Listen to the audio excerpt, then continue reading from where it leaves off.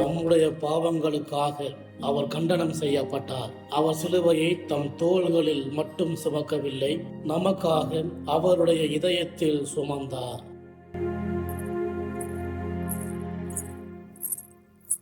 என்னடா எப்போ பார் ஃபோனே பார்த்துட்டு இருக்க? ரிசல்ட் வந்துடுச்சா? வந்துடுச்சு. பாஸ் ஆயிட்டியா? 2ல் ஃபெயில் ஆகிக்கிறேன்.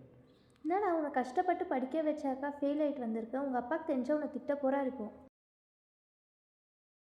அதெல்லாம் பார்த்துக்கலாமா? என்ன பார்த்துக்கலாம்? அதெல்லாம் பார்த்துக்கலாமா? அப்பா வரட்டும், பார்த்துக்கலாமா? உங்கள் அப்பா வந்து உன்னை நல்லா திட்ட போகிறா இருக்கும். அதெல்லாம் பார்த்துக்கலாமா? நீ சும்மா இருமா.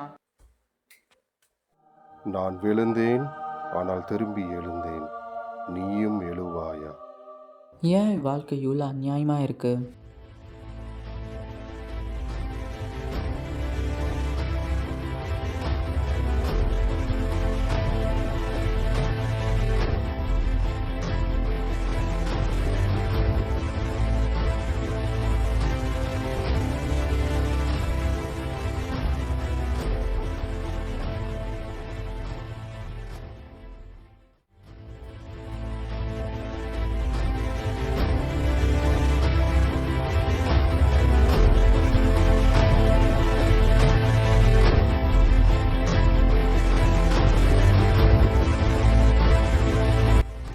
என்ன சார் ரிசல்ட்டு? 2 சப்ஜெக்டில் அவன் ஃபெயில் ஆகிட்டானா? 2 சப்ஜெக்டா? அது ரொம்ப டஃப்பாக இருந்துச்சுன்னு சொன்னான். என்ன டஃப்பாக இருந்துச்சு? மற்ற பசங்களாம் எப்படி படித்தாங்க?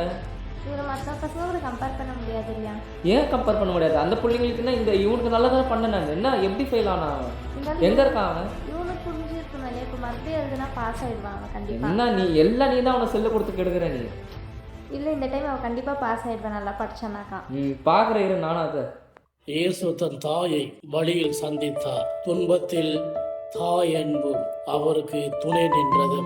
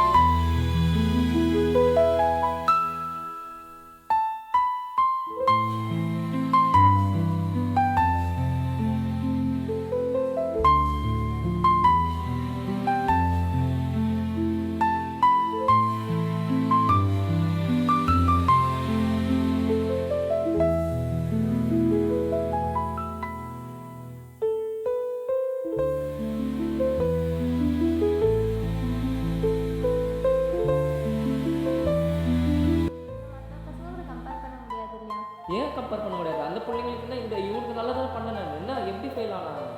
எங்கே இருக்கான் அவன்?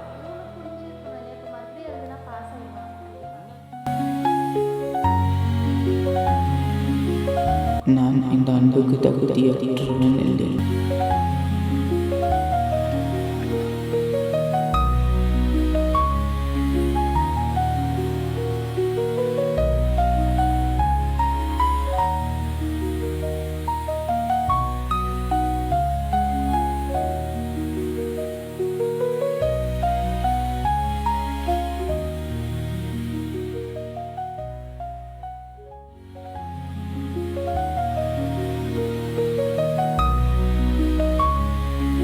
நீ பிறருடைய சுமையை சுமந்து உதவி செய்வாயா?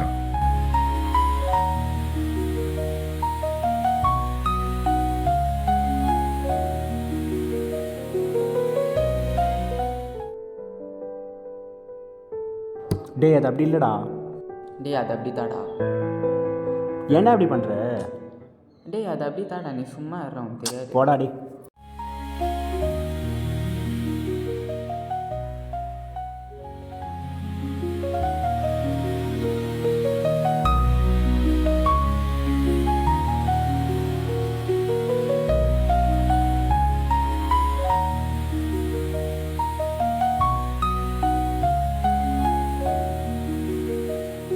இயேசு மீண்டும் விழுந்தார். வெரோனிகா அவரது முகத்தை துடைத்தார். அவருக்கு அது புது தெம்பை கொடுத்தது. அவருக்கு அது ஆறுதலாக இருந்தது.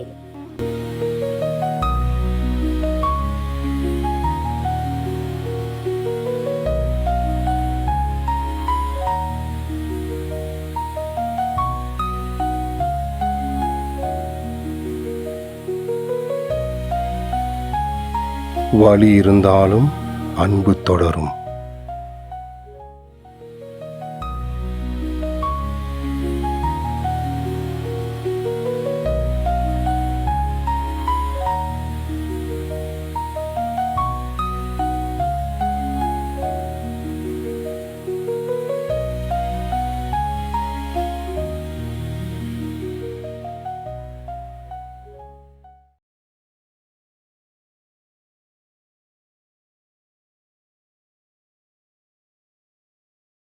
இயேசு நமக்காக தோலுரிக்கப்பட்டு அறையப்பட்டு மரித்தார்.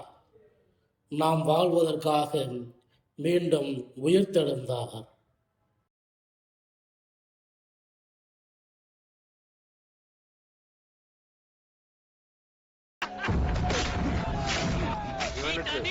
துணியோடு கேடு.